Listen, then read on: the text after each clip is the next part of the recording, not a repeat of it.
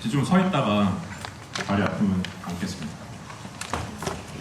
제가 뭐 이런 여러 가지 뭐 연설도 하고 마스터 클래스도 하고 뭐 여러 가지 강의도 하고 그런데 솔직히 말씀드리면 오늘 뭘 준비를 해야 여러분들이 가장 좀 즐겁게 그리고 유익하게 들을 수 있을지를 잘 모르겠더라고요. 그래서 일단 제가 몸담고 있는 K-팝 분야 그리고 퍼블리싱 분야에서 어떤 형태로 K-팝이 성장했는지에 대해서 여러분들한테 좀 말씀을 드리면 관심 있는 학생들에게 조금이나마 도움이 되지 않을까라는 생각이었고요. 그리고 보통 대학교에서 마스터 클래스를 진행을 할 때 보통은 여러분들 음악을 듣고 바로바로 피드백을 드리는 형태로 진행을 많이 했어요. 그래서 좀 많이 들어보면 어떨까라는 생각을 하면서 교수님한테 여쭤봤더니 여러분들이 1학년 학생들이 많아요. 전공이 어떤 전공생들이 지금 계신 거죠? 여기는 대부분 재즈 퍼포먼스랑 재즈 퍼포먼스? 싱어송라이팅 전공. 싱어송라이팅. 그렇군요. 반갑습니다. 재작년이었죠. 재작년에 SM 3.0 전략이 발표가 되면서 SM에서 조금 다양한 각도의 음악적인 비즈니스 팽창을 만들어내기 시작했고요. 그래서 대규모 투자가 들어오면서 재작년 9월에 SM의 음악 퍼블리싱 자회사를 만들어야겠다는 결정이 만들어졌고, 그래서 크리에이션 뮤직 라이츠라는 회사가 설립되었습니다. 그래서 지금은 저희는 이제 KMR이라고 부르는데, KMR이 만들어진 이래로 저는 A&R 혹은 이제 지금 크리에이티브 본부라고 불리고 있는데, 본부에서 본부장을 맡고 있고요. 그리고 프로듀서로도 계속 활동은 하고 있습니다. 근데 일이 너무 많아가지고 작업을 좀 그동안 예전만큼 하지는 못하는데 진바이진이라는 이름으로 활동을 하고 있고요. 이래로 사실 저희 회사가 되게 급격한 팽창을 했어요. 그래서 지금까지 저희가 한 150명 정도의 전속 작가가 있고, 그 다음에 여러분들 용어가 얼마나 익숙하실지 모르겠지만 해외 서퍼블리싱이나 국내 서퍼블리싱을 담당하거나 아니면 어드미니스트레이션을 담당하고 있는 여러 단순관리 작가들까지 하면 350명 정도의 작가, 그러니까 작곡가와 프로듀서를 저희가 이제 관리를 하고 있는데, 그런 부분 안에서 혹 여러분들이 대중음악계에 진입을 하고자 하는 그런 생각을 하고 계신다면 오늘 말씀드리는 것들이 좀 어느 정도 업계의 흐름을 이해하시는 데 도움이 되지 않을까라는 생각입니다. 저도 사실 여러분들 같은 학생들을 처음에 이제 가르쳤었어요.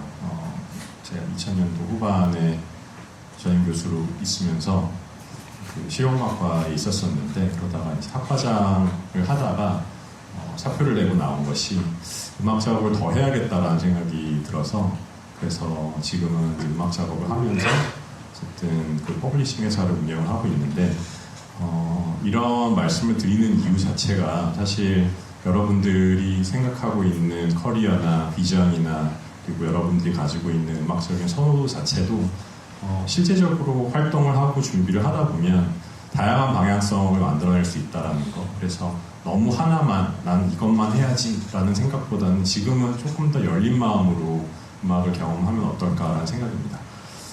오늘 처음 이제 말씀드리고자 하는 거는 여러분도 잘 아시겠지만 K-팝 디몬 헌터스라는 프로그램 자체가 실제적으로 해외에서 큰 반향을 얻게 되면서 많이 릴스나 쇼클립을 많이 보시겠지만 EJ가 많이 주목을 받고 있잖아요. 사실 이제 EJ 같은 경우는 제가 이제 운영했던 여러 가지 이제 송캠프에 참여했었던 그 작가였어요. 그래서 저랑 많이 친하고 저랑 같이 작업한 곡도 많은데, 근데 이제 그런 친구가 이제는 해외에서 주목받는, 그리고 빌보드 1등을 하는 가수가 되어 있다라는 것 자체가 이제 그냥 단순히 어떤 아티스트, 가수의 영역 자체가 음악을 만드는 사람, 그리고 재능이 있는 사람, 그리고 모든 그런 기회 자체가 열려있다라는 그런 상황을 보여주는 것이 아닌가라는 생각이 들어요. 그래서 그런 부분 안에 여러분들이 사실은 알게 모르게 그런 것이 있을 거라고 예상을 하셨겠지만 그 보이지 않는 네트워크 안에서 여러 가지 글로벌 임팩트를 만들어내는 K-팝 안에서의 힘이 어떤 것들이 있는지 좀 살펴보고자 합니다.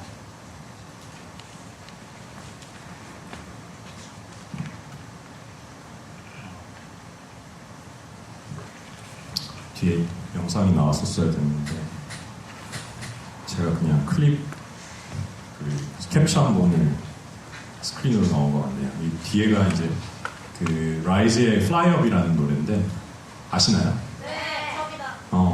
그 플라이업이라는 노래는 그 KMR 지하에서 만들어진 노래예요. 그 제가 이제 운영했던 캠프 안에서 여기 작가가 북유럽 작가 3명이랑 영국 작가는 한국에서 이제 사는 작가인데 그렇게 이제 작업을 하고 그리고 이제 작사가님이 또 이제 작사를 하셔가지고 그래서 어떻게 보면 모든 사람, 그러니까 많은 사람들이 뭐 라이즈 플라이업 하면 뭐 뮤직비디오나 안무나 뭐 우리 오빠들 혹은 뭐 우리 뭐 페이버릿 뭐 안톤, 원빈 뭐 이것만 이제 본단 말이죠. 근데 그 뒤에는 우리가 보이지 않는 그런 글로벌 협업의 네트워크가 있단 말이죠. 그래서 그 북유럽 친구들, 영국 친구들 와가지고 서로 정말 다른 색깔을 가지고 있는, 그러니까 뭐 물론 뭐 이제 영어로 얘기를 하겠지만 그 창작을 하는 데 있어서의 스타일이나 그리고 뭔가 선호도나 이런 것들이 다 다르단 말이에요. 근데 이런 것들이 그 다른 감정과 그리고 하나의 어떤 언어로 변주가 되고 그러고 나서 지금은 이런 음악들이 스테디움에도 울려 퍼지고 여러분들의 다 플레이리스트에 이제 울려 퍼지고 있다는 거죠. 사실 많은 사람들이 K-팝이 어떻게 만들어지는가에 대한 생각은 별로 하지 않는 것 같아요. 그래서 여러분들한테 좀 그런 부분 안에서 어떤 산업 안에 변화를 만들어내고 있는지 좀 말씀을 나누고자 합니다. 우리가 20년 전만 하더라도 이제 한국의 저작권자다. 그러면 한국에서 살고 있으니까 한국의 저작권자다 하면은 한국에서 만들어진 음악 안에서 한국 시장 안에 만들어지는 저작권료를 한국 저작권 협회를 통해서 받는 것이 한국 음악 저작권자의 유일한 수익 창출을 만들어낼 수 있는 구조였어요. 근데 지금은 한국에 살아도 K-팝에 진입을 해서 K-팝 곡을 만들어내면 이 곡이 아까 말씀드린 대로 전 세계 플레이리스트에 다 이제 퍼지게 되겠죠. 그렇게 되면 현재는 실제적으로 그 국내에서 벌어들이는 저작권료만큼 해외에서도 여러분들이 저작료를 만들어낼 수 있어요. 거기에서 이제 한국 저작권 협회가 여러분들이 이제 가입이 돼서 저작권 협회 회원이 되면 저작권 협회가 그럼 이 모든 것들을 다 걷어낼 수 있냐? 그건 아닙니다. 저작권에는 반반의 권리가 갈리거든요. 반은 라이터 쉐어, 그다음 반은 퍼블리셔 쉐어. 그래서 퍼블리셔가 거둘 수 있는 50%와 그 다음에 내가 작가로서 거둘 수 있는 50%가 있는데 국내 같은 경우에는 퍼블리셔가 없어도 콤카에서, 그러니까 저작권 협회에서 100%를 다 걷어서 저한테 줄 수 있어요. 근데 말씀드린 대로 내가 똑같이 뭐 라이즈 플라이업을 만들었는데 이 플라이업이 전 세계에서 만들어지는 저작료 있잖아요. 거기에서 여러분들이 받을 수 있는 권리는 50%밖에 없어요. 제가 아까 말씀드렸던 라이터 쉐어 때문에. 그래서 이 퍼블리셔 쉐어의 50%를 걷어내기 위해서는 여러분들이 퍼블리셔랑 계약을 해야 되거든요.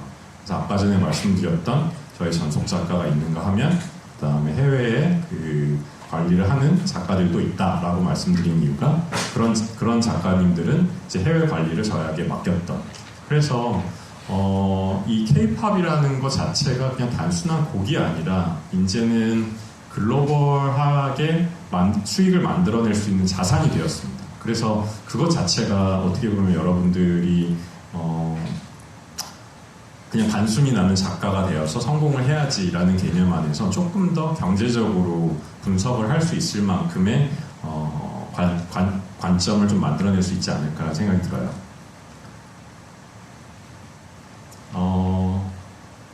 사실 영상을 같이 보면 더 좋을 텐데 안 나오니까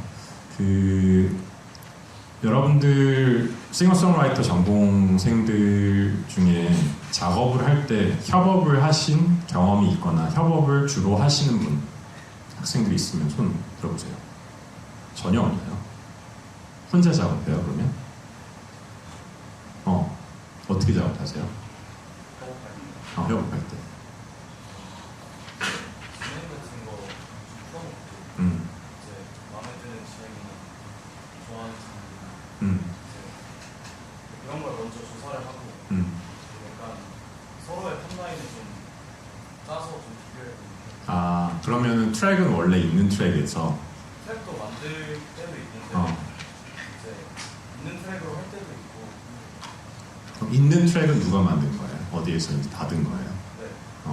그러니까 이런 부분 안에서 어떻게 보면 지금 말씀하신 그 접근 자체가 역할 자체를 어떻게 보면은 어느 정도 이제 이해하고 계신 거죠. 보통 이게 사실 한 15년 정도 된 것 같아요. 왜냐면 국내에서 이렇게 협업 구조가 만들어진 게 그 송캠프라는 셋업, 그러니까 포맷 때문에 만들어진 건데 처음에 제가 진입할 때만 하나도 사실 이런 뭐 프로듀서다 그리고 탑라이너다 이런 개념 자체가 없었거든요. 그리고 탑라이너라는 그 용어 자체를 저는 별로 썩 좋아하진 않아요. 왜냐면 프로듀서는 그냥 단순히 비트를 만들고 뭔가 반주를 만드는 그런 역할이 아니라 프로듀서로서 실제적으로 어떤 멜로디가 붙었을 때 이게 실제적으로 이 그 흐름 안에서 맞는 것이냐 그리고 정확하게 이 멜로디 자체가 누군가가 딱 들었을 때 이거는 정말 히트곡이다 라고 생각할 수 있을 만큼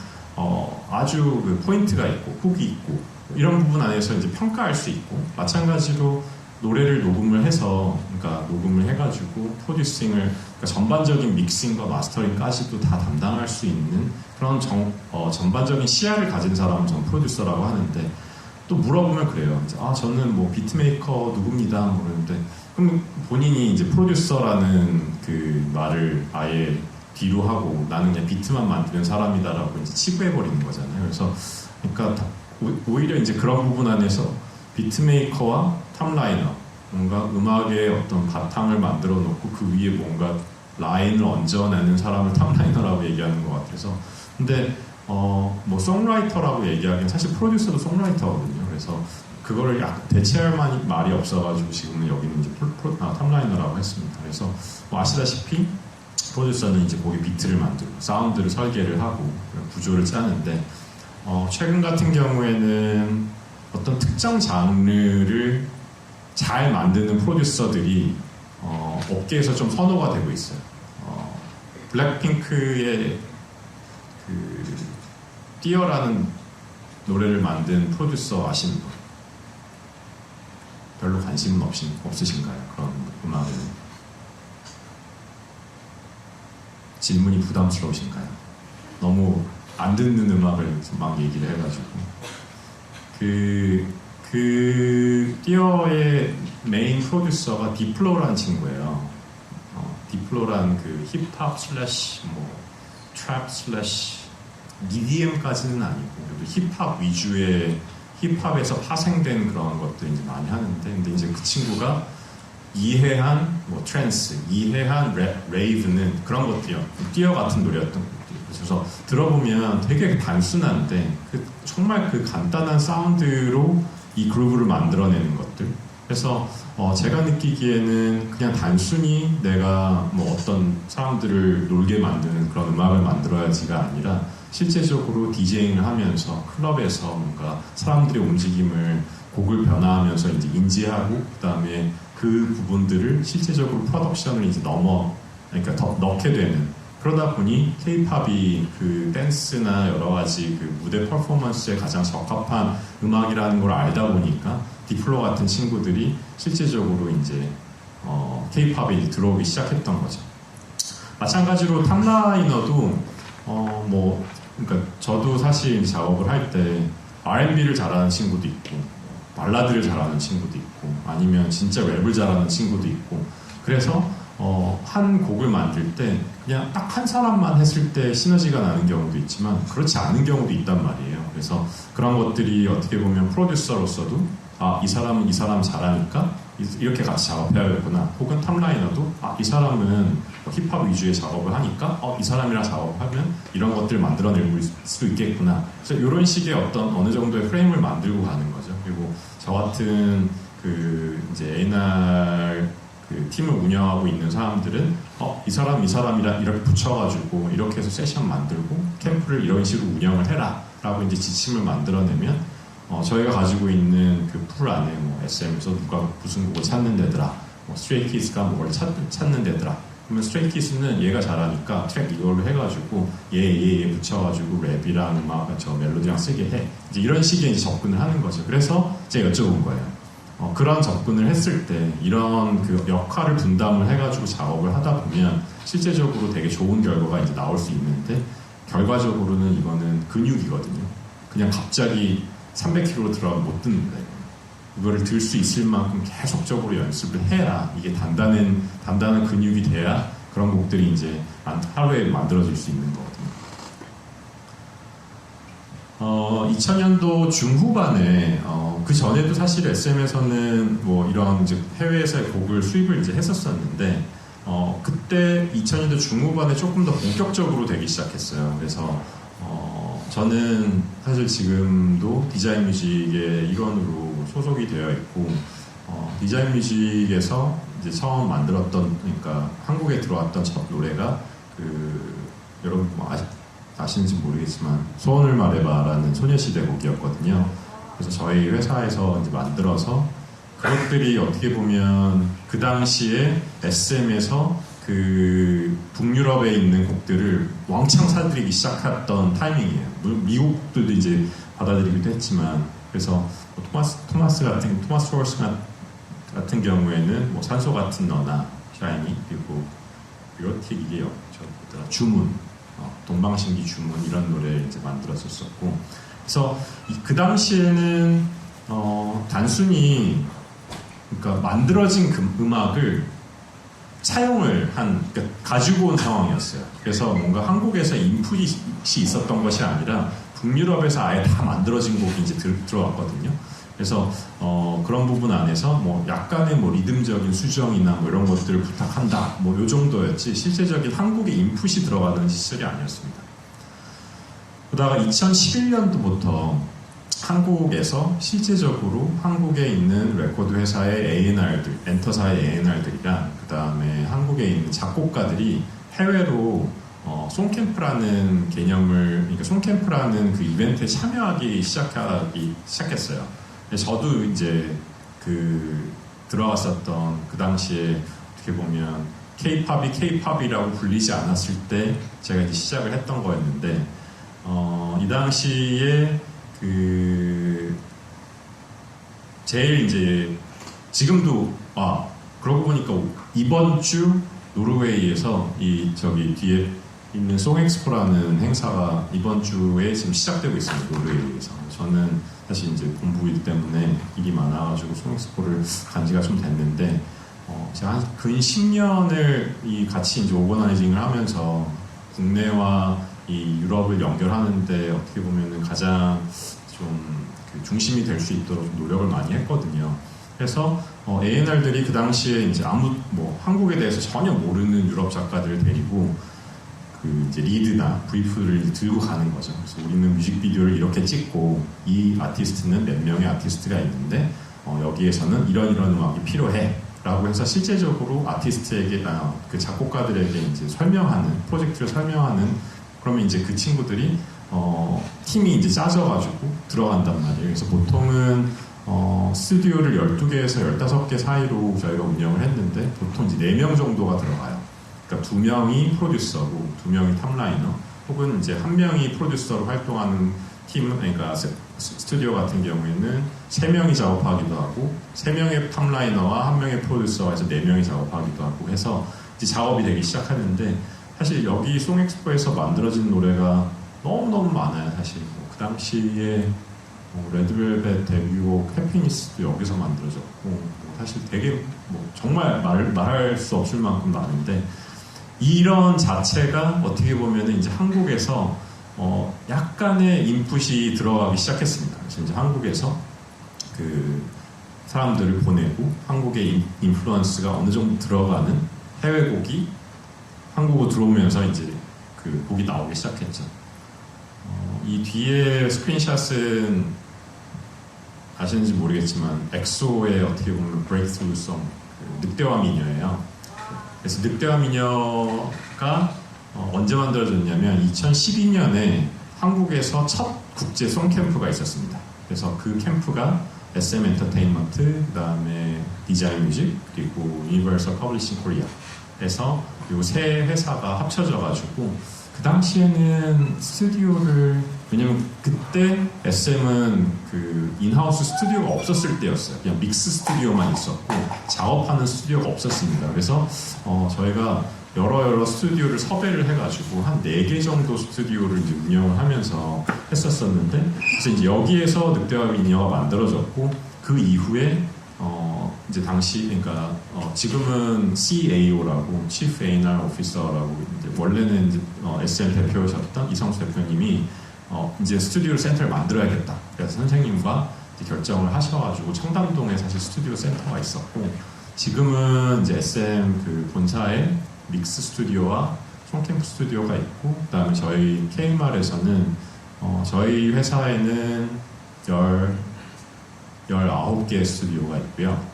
그리고 강 건너편에 논현동에 13개 스튜디오가 더 허브라는 팀이 지금 가지고 있는 그 해서 국내에 35개 정도의 스튜디오에서 매일 음악이 만들어지고 있어요. 그래서 이 상황 안에서 한국이라는 그 나라가 단순하게 그냥 K-팝, 그냥 재밌는 음악, 좀 흥미로운 음악을 하는 곳이 아니라 이런 협업을 만들어내는 구조 자체가 시작이 되었다 보니까 그 이후로 한 7, 8년 동안 정말 무수한 많은 사람들이 와서 같이 작업하고 협업하고 그다음에 많은 A&R들 SM에서 시작이 되어서 JYP, FNC, 저 YG랑도 같이 캠프를 했었었고 그 당시에는 이제 하이브는 없었지만 빅히트가 있었죠. 그래서 빅히트 지금은 제가 알기로는 US에서 그만두신 걸로 아는데 윤석준 대표님께서 빅히트 이제 운영하고 계실 때 실제로 저랑 같이 핀란드도 같이 가시고 그래서 정말 다양한 형태의 협업이 만들어졌습니다. 그러다가 여러분도 아시다시피 이제 코로나 시대가 한 3년 동안 이어졌죠. 코로나가 있다 보니 정말 이렇게 다 멈춰진 느낌이었거든요. 아무도 갈 수가 없고 비행기를 탈 수가 없으니까. 그래서 이렇게 되면 어떻게 협업을 할 수 있을까라고 했을 때 지금은 그나마 조금 더 클라우드 자체 환경이 훨씬 더 원활했기 때문에 온라인으로 통화를 하는 것도 휴대폰으로 할 수 있었지만 불과 5년 전만 하더라도 꼭 줌을 사용을 하거나 그러니까 파일을 전달하더라도 그런 어떤 용량 때문에 드롭박스가 위 트랜스퍼가 되거나 이제 이런 것들이 이제 많이 필요했었거든요. 근데 처음에 협업 자체가 좀 힘들었지만 그럼에도 불구하고 이런 협업에 대한 모멘텀이 이제 만들어졌기 때문에 실제적으로 송캠프가 온라인으로 많이 이루어지기 시작했습니다. 그래서 송엑스포가 어떻게 보면 제가 알기로는 이제 그 기네스북에 올라갈 수 있는 그 기록을 세웠는데 220명 가까이 참여한 캠프가 있었어요. 그럼 220명 가까이면 4명으로 나누면 이제 스튜디오가 50개 이상이 운영될 거잖아요. 근데 그게 한 나라에 있는 사람이 그냥 한 방에 들어가면 사실 상관없는데 생각해보면 이게 다 다른 곳에 있는 거거든요. 그러면 온라인이기 때문에 용이하다라고 하지만 운영자 입장에서는 한 사람은 한국에 있고 한 사람은 미국에 있고 한 사람은 노르웨이에 있고 한 사람 그러니까 막 시간 차이가 달라지면 이 사람이 12시라고 얘기하는 거는 이 사람한테는 12시가 아니거든요. 그래서 이 운영 자체가 거의 불가능할 정도로 그래서 이제 이 운영진들은 진짜 24시간 동안 그냥 눈 뜨고 있는 왜냐면 한쪽에서 끝나면 한쪽은 시작되고 이제 이렇게 하다 보니까 그래서 그때 저희가 교훈을 얻었던 거는 온라인 캠프로 50개 이상 스튜디오를 하면 안 된다. 이제 이런 거 얻었죠. 그래서 어쨌든 그렇게 하면서 계속적으로 협업이 이제 만들어지다가 국경이 딱 열리기 시작한 2022년이 됐을 때 정말 많은 사람들이 이제 들어와서 살기 시작했어요. 그래서 아주 친하던 친구인데 그냥 성수동에서 지나가다가 만난 거예요. 그래서 너 뭐해? 그랬더니 나 지금 작업하다가 집에 가는 길이야. 그런 거예요. 그래서 그럼 뭐 어디 호텔에 어디 있어? 그러니까 호텔 아니고 나 비자 받아서 여기 살고 있어 그러더라고요. 그래서 사실 그런 친구들이 정말 많아졌어요. 그래서 한국이라는 도시가 한국이라는 나라와 그리고 서울이라는 도시가 이렇게 국제적으로 될 수 있다라는 것 자체가 사실은 좀 개인적으로는 많이 놀라웠습니다. 그동안 그렇게 유럽을 다니면서 정말 다양한 형태의 협업을 만들어내고 사람들을 만나면서 이 사람들과 함께 작업을 하기 위해서 저는 비행기를 타고 늘 다니다가 이제는 이제 그 사람들이 한국에 들어오기 시작하니까 실제적으로 그냥 한국에만 있어도 이 사람들이 그냥 번갈아 가면서 들어오는 그런 시대가 되었던 거죠. 그렇게 되다가 2023년부터 어떻게 보면 그 K-팝이라는 협업 자체가 그냥 단순한 그 협업이라는 것보다는 많은 업계에서 이제 인프라 구축에 좀 집중을 하기 시작했어요. 그래서 SM 같은 경우에 실제적으로 약 1,500억 원 가까이의 그 투자금을 퍼블리싱 업에 실제적으로 녹여내서 이 안에서의 인프라를 만들고자, 그러니까 여러분들이 실제적으로 음악인으로 성장했을 때, 뭐 작곡가, 프로듀서로 성장했을 때 그 생태계 안에 있게 하기 위한 그런 움직임이 이제 만들어졌는데, 퍼블리셔들은 사실 그동안에는 그냥 단순히 곡을 등록하고 뭐 저작권료를 분배하고 뭐 이 정도만이었었는데, 요즘의 퍼블리셔의 어떤 새로운 관점은 지금 여태까지 이제 말씀을 드렸던 크리에이티브 영역 안에서의 협업과 그리고 다양한 형태에 있어서의 프로젝트를 실질적으로 프로젝트가 퍼블리셔 안에서 운영을 하기 시작하면서 조금 더 창의적인 영역에 많이 접근을 하기 시작했어요.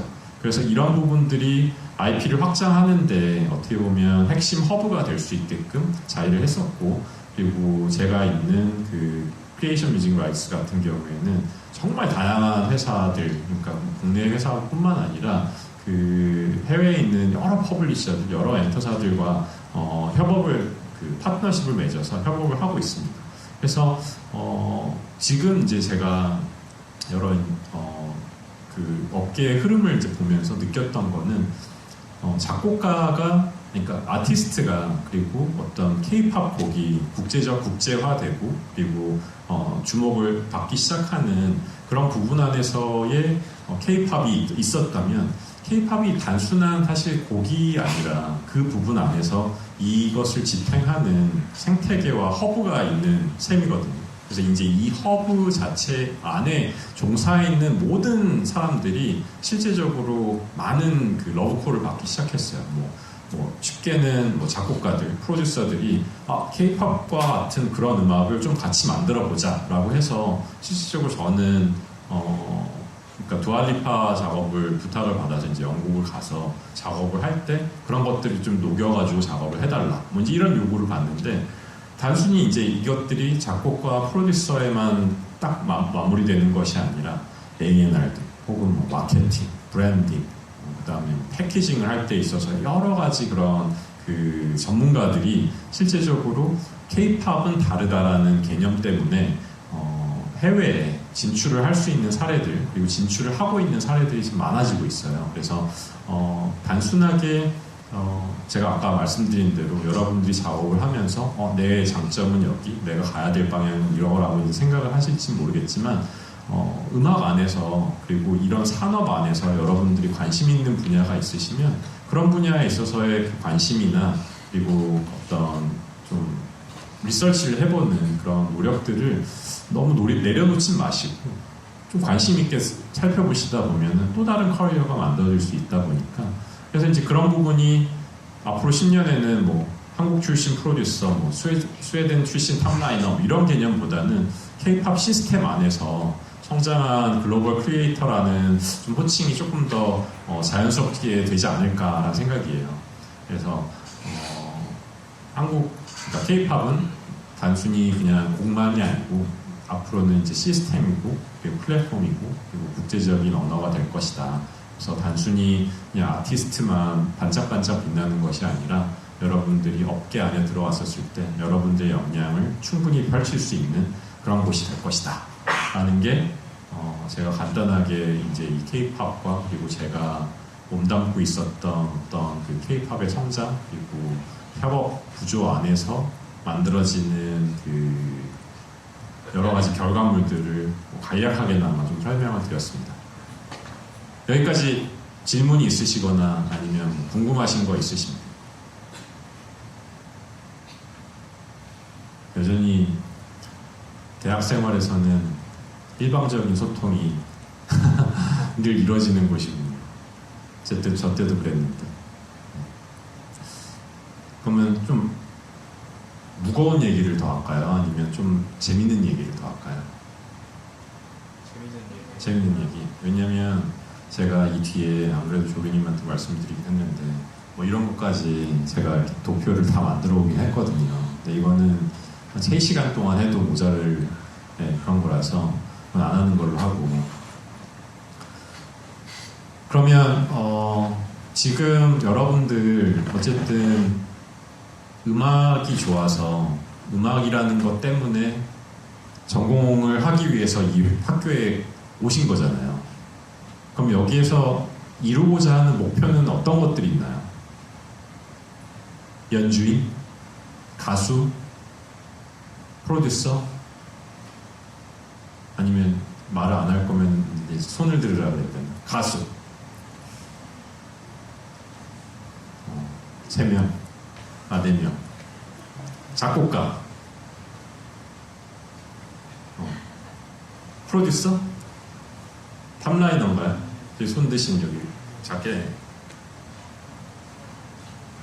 멜로디를 쓰고 프로듀서. 프로듀서. 저 프로듀서. 연주인.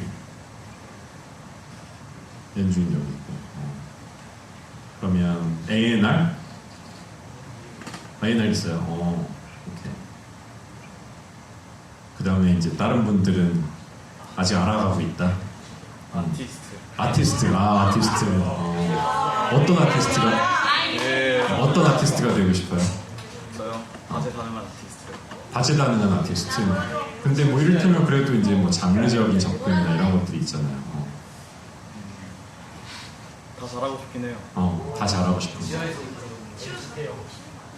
그러니까 그런 것들이 어떻게 보면 그러니까 여러분들이 가지고 있을 수 있는 가장 큰 장점인 것 같아요. 그러니까 한계가 없다라는 거. 내가 생각하는 거에 있어서 다 할 수 있다라는 거.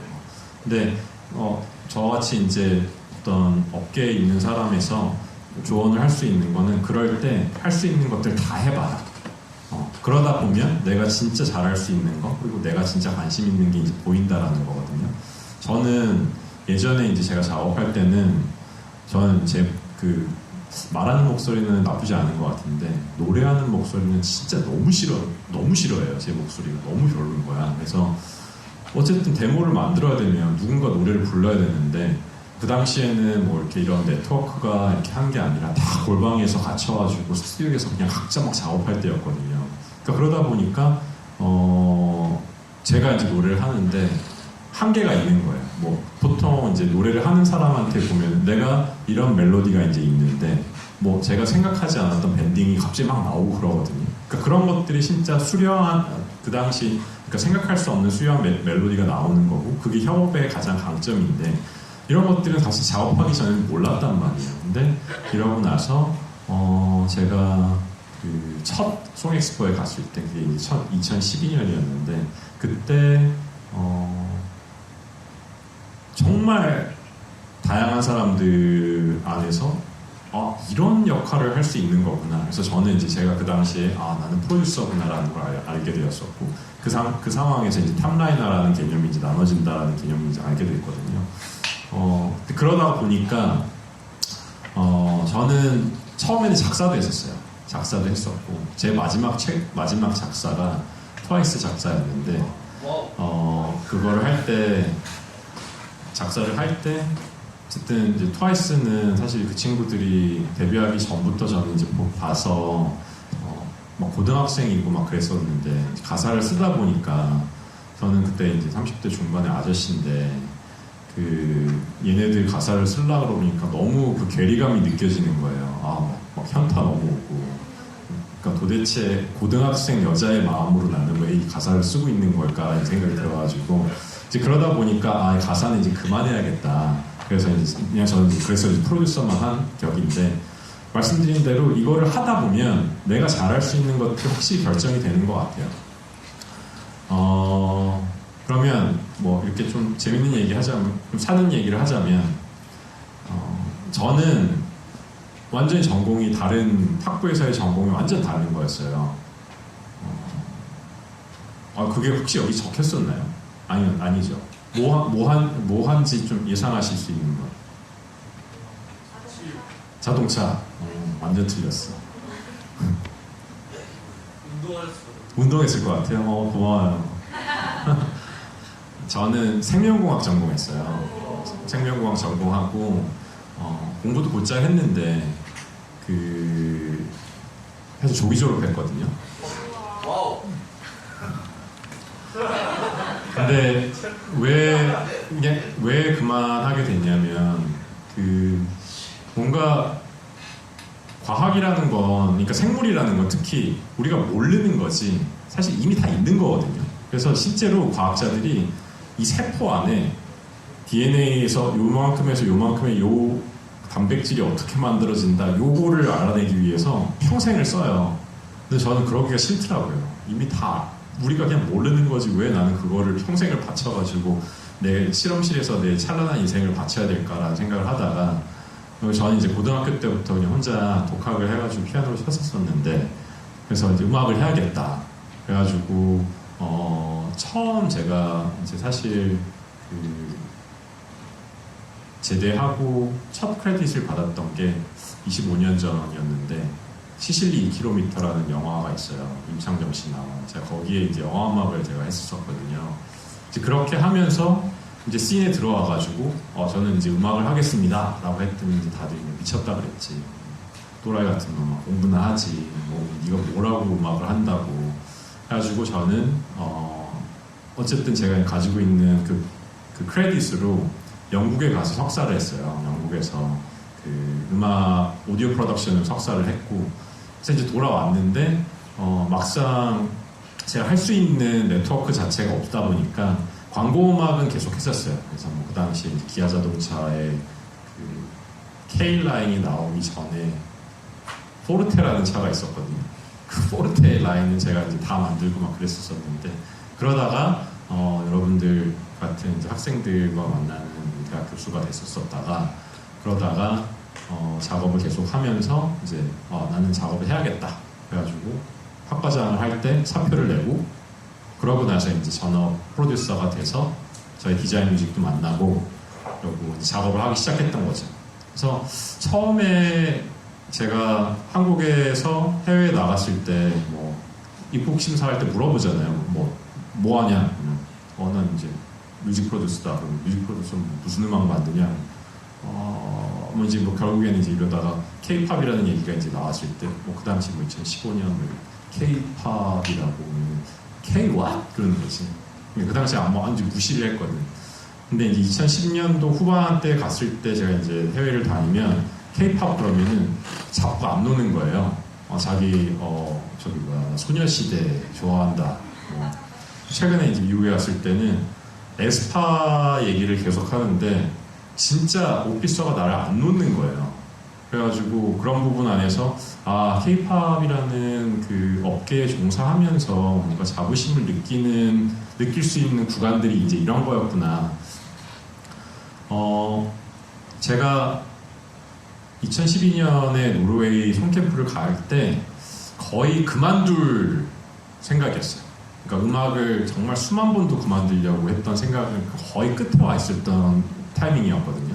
왜 그러냐면 여러분들처럼 음악이 좋아서 그냥 나는 여기 앞에 한 명만 앉아 있어도 내가 연주만 하면 그리고 이 사람이 너무 행복할 수 있으면 난 너무너무 좋겠다라는 마음으로 우리 다 음악 한 거잖아요. 그렇죠? 근데 이제 그러고 나서 삶이라는 그 엄청난 무게의 짐이 어깨를 막 짓누르기 시작했어요. 그래가지고 어쨌든 퇴직금이랑 이제 다 써가지고 통장에 이제 구멍이 막 날라 그러는데 내가 이 음악을 한다라고. 근데 저는 이제 애가 둘이었거든요 그때 벌써. 근데 그럴 때 이제 이거를 내가 과연 하는 게 맞나? 라는 생각이 이제 들었단 말이에요. 그러고 나서 마지막 기회라고 생각을 하고 저는 그 당시에 이제 유니버설의 이제 관리를 받는 계약 작가였는데 유니버설에서 노르웨이에서 이제 진행하는 캠프 3일 전에 가보겠냐라고 그러는 거예요. 그래서 뭐 다른 작가분들은 안 계세요? 그랬더니 다른 작가분들은 뭐 나 돈 없다, 나 영어 못한다, 아니면 시간 없다. 그래서 그러니까 이제 그 3일 남은 앞에 이제 저한테 연락이 온 거죠. 그래서 그럼 제가 가겠습니다. 그래서 이제 갔는데 물론 그게 갑자기 이제 인생이 바뀔 거라고는 생각은 하지 않았지만 좀 설렜던 건 사실이에요. 그리고 뭔가 좀 초조하기도 했었고.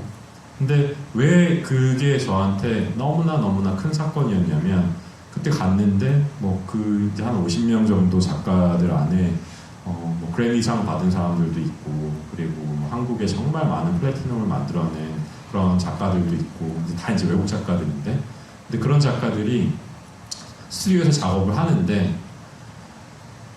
처음에 이제 곡이 시작이 돼가지고 마무리가 되면서 녹음을 하고 믹스를 해가지고 그 노래를 이제 저녁에 막 듣는데 어느 방에서는 막 울고 있고 어느 방에서는 막 소리를 지르면서 막 춤을 추고 있고 저도 거기에 동화돼서 막 저도 이제 춤을 추기 시작하는 거예요.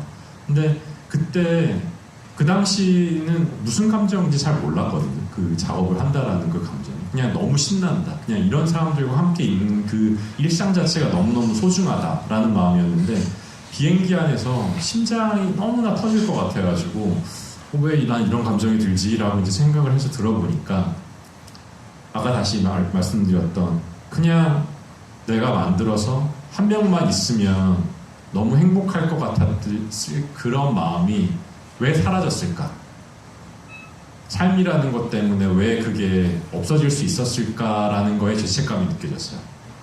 그래서 나는 이 마음이 사라지지 않도록 정말 노력해봐야겠다라는 생각으로 그 해에 그냥 트랙만 그러니까 노래 완성한 것뿐만 아니라 트랙 만든 거 하면은 그 해에 한 250곡을 만들었어요, 제가. 그러니까 사실 보통 이제 사람들이 이제 시간을 들여서 막 곡을 만들지만 어쨌든 제가 그냥 그걸 다 쏟아내야 된다라는 생각을 했던 거죠. 그래서 작업을 이제 막 하다 보니까 지금은 사실 그렇게 못해요. 저는 지금은 이제 회사 일을 해야 돼가지고 그렇게 작업을 못하고 사실은 회사를 들어가기 전까지가 저는 제일 피크였거든요. 저의 그 어떤 커리어가. 근데 그때까지만 하더라도 1년에 100곡씩은 만들었어요. 근데 100곡이 다 컷이 되는 건 아니었고 100곡에서 한 15곡에서 20곡 정도가 이제 컷이 되는 그런 상황이고 실질적으로 제가 만든 곡의 카탈로그만 제 하드 드라이브 여기 말고 이제 백업 드라이브에 한 1000곡 정도가 있을 거예요, 사실은. 그리고 판매 안 된다는 곡, 제가 좋아하는 곡들 한 250곡 정도가 그냥 플레이리스트에 있거든요. 그래서 제가 왜 이 말씀을 드리냐면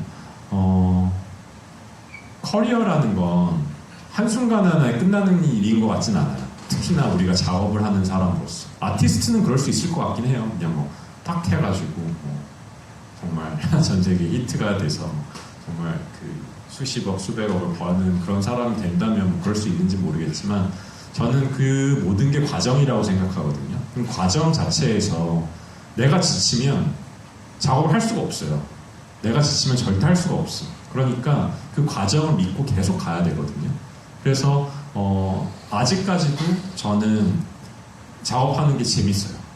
그리고 제가 지난달에 그러니까 몇 주 전에 저는 한국에 이제 왔는데 추석 연휴 때 한국에 왔는데 제가 그 키우고 있는 음악 시장이 있어요. 유럽에 제일 못 사는 나라 중에 하나인데 불가리아라는 동유럽에 있는 나라예요. 근데 거기에서 송캠프를 제가 지금 4년째 운영하고 있는데 거기에서 이제 만들어졌던 노래가 엑소 카이의 로버라는 노래, 그다음에 NCT 10의 그 스타너라는 노래, 그게 다 그 캠프에서 제가 이제 만들어져가지고 SM에다가 이제 꽂은 노래들인데 그런 노래들이 만들어질 만큼 지금 이제 많이 성장을 했어요, 작가들이.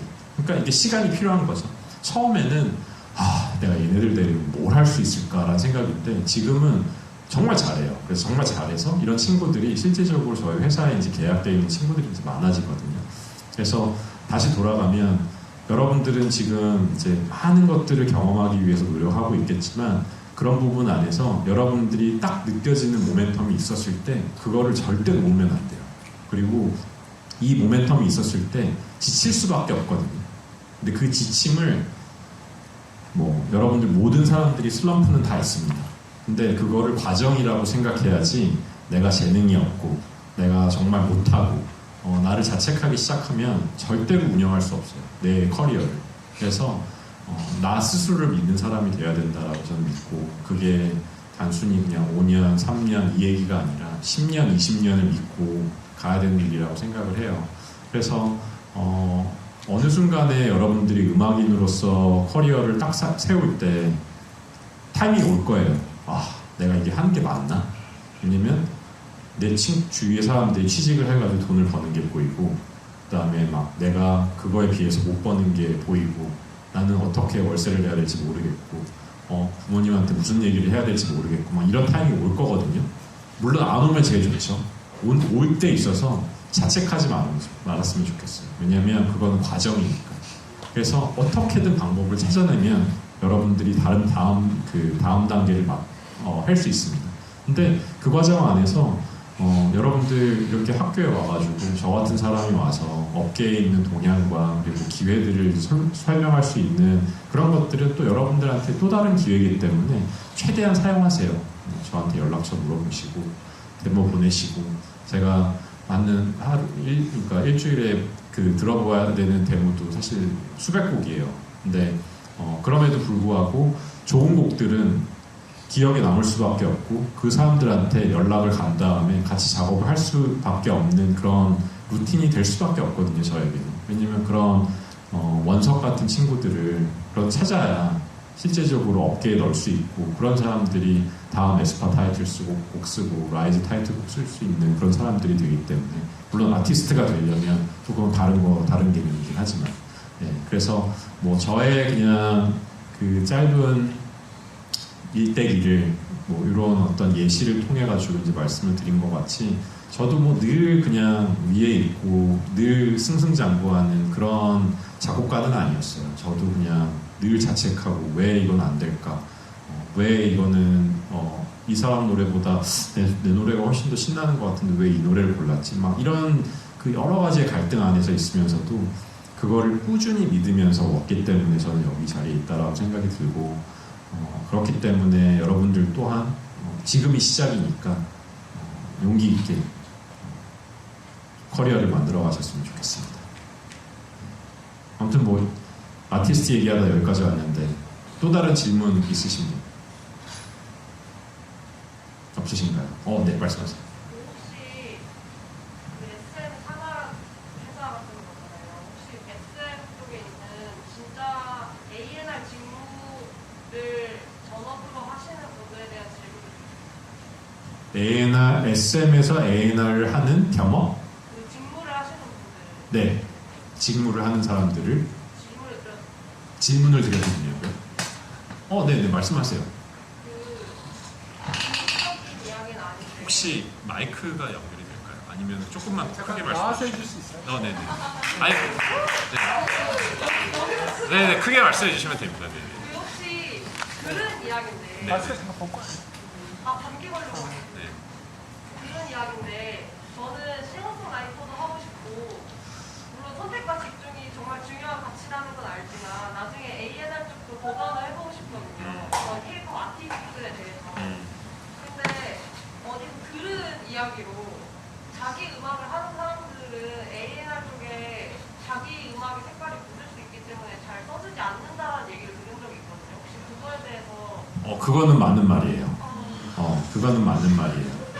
그래서 솔직히 SM에서 A&R 혹은 KMR에서도 마찬가지고요. A&R의 직무를 뽑을 때 자기 본인의 음악을 하고 싶은 사람을 뭔가 채용을 한다라는 거는 회사에 있어서는 되게 좀 무모한 투자일 수 있어요. 왜냐하면 A&R 직무를 원하는 사람들만으로도 사실 너무나 많은 지원자들이 있거든요. 근데 이 사람이 그러니까 그런 건 있죠.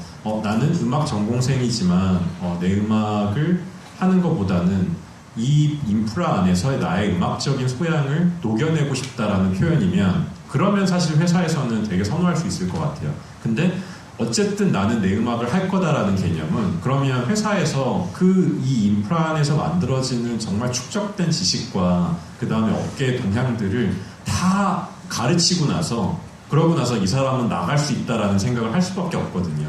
그러니까 회사에서는 그런 투자를 하는 게 사실 어떻게 보면 되게 무모하다라고 느껴질 수 있기 때문에 그래서 제가 느끼기에는 조금 더 창의적인 접근을 하자면 제가 이제 담당자고 그 다음에 이제 아니면 담당자고 제가 이제 지원을 하는 개념이다라고 했었을 때는 저는 전공생이었지만 실제적으로 SM이 가지고 있는 이 역사 안에서 음악적인 다양성과 그리고 실제로 K-팝을 선도하는 그런 접근을 만들어낸 회사에 실제적으로 저는 속하면서 그거에 대한 인프라를 이해하고 싶어서 여기에 왔고 저의 음악적인 소양이 이거를 통해서 조금 더 성장할 수 있다면 그리고 제가 가진 그 다양성을 여기에 녹여낼 수 있으면 저는 더할 나위 없이 좋은 길이라고 생각했기 때문에 지원을 하게 됐습니다.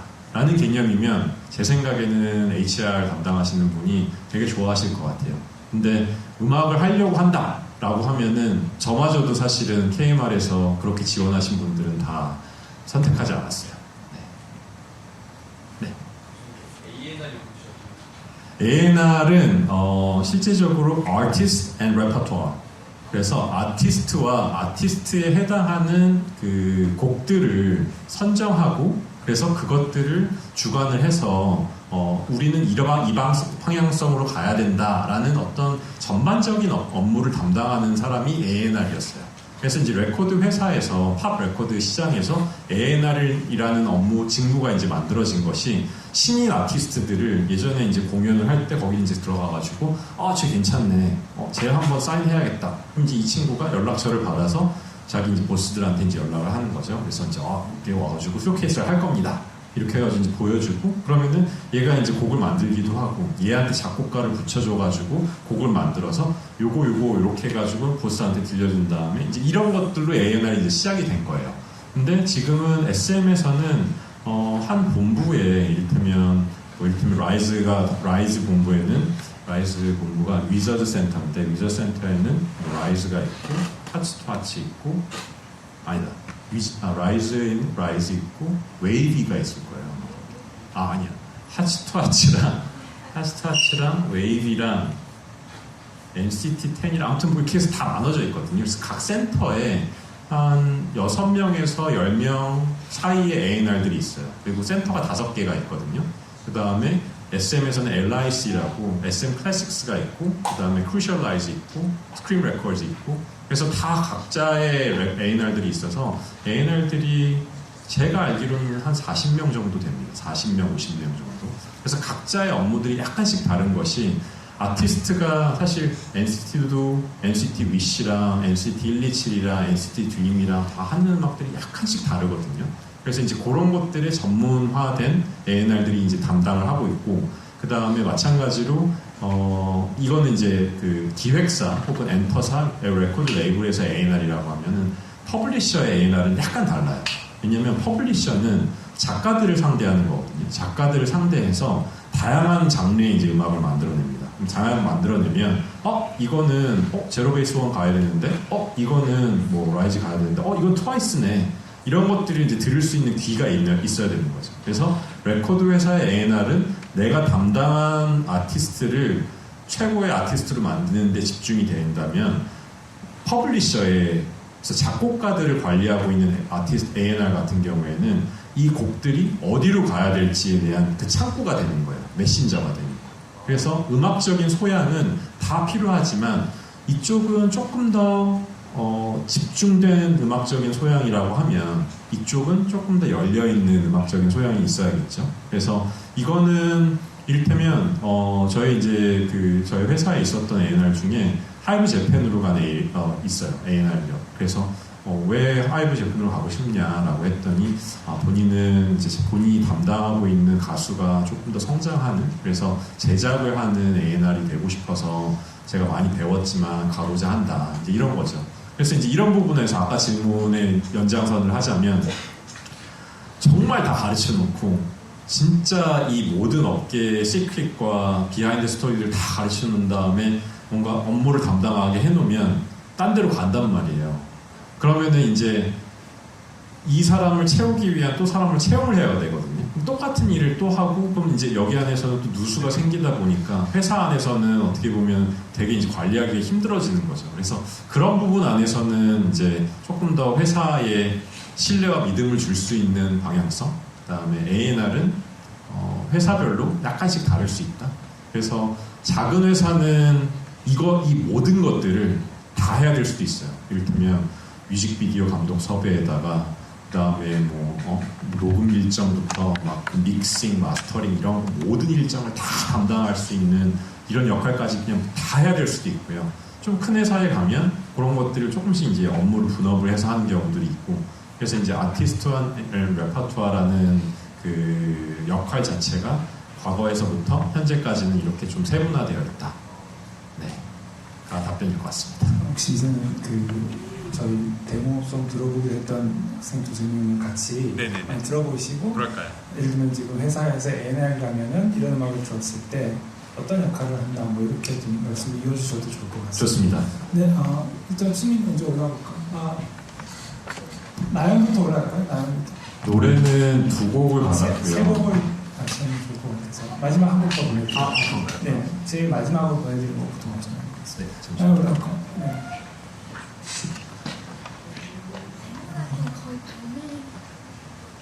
꼭 그럴 필요는 없고. 네네네. 그래서 오늘 같이 들어본 나연 학생 곡이랑 수민 학생 곡이랑 한솔 학생 곡 3명이 한번 같이 들어보면 좋을 것 같습니다.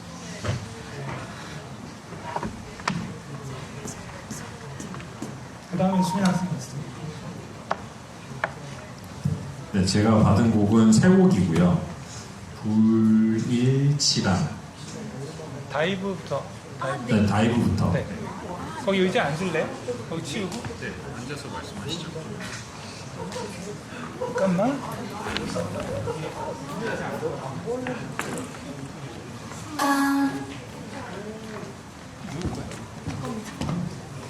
네, 안녕하세요.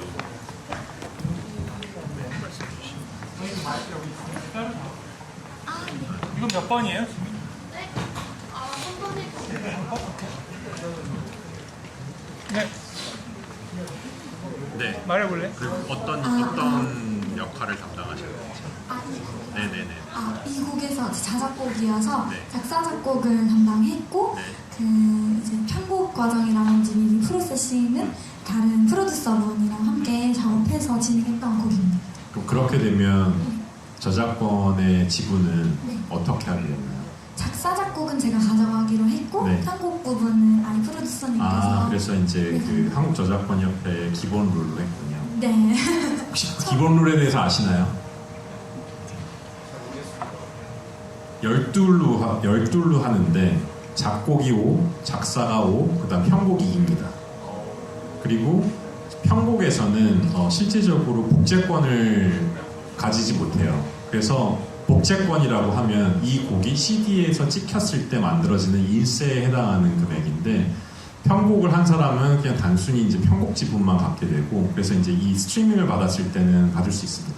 근데 이제 이게 CD에 찍힌다라고 하면 작곡, 작사한 사람만 그 인세를 받을 수 있어요.